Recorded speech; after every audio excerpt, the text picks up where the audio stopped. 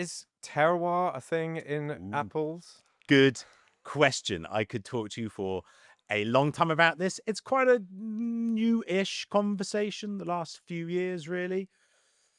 The short answer is yes, and so yes, this apple variety grown in this valley versus that valley, if you fermented it under the absolute identical conditions, yes, it would produce two slightly different sensory characterized ciders for sure. But there are so many influences that can go into that final cider within the orchard itself, the man-made practices within the orchard, which if you're including those in terroir or not, some people, some places do, some people and places don't.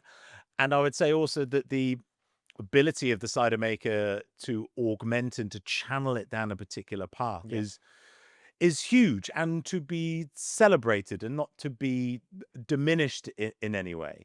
And if we're talking about typicity, so whereby the terroir informs that a particular drink from a place will largely taste in a particular way, then I think less so, because we don't have the appellation control that would be in French wine, let's say, whereby the Chablis is also always going to taste a bit like a Chablis because it's Chardonnay and it's always going to be with a particular production process.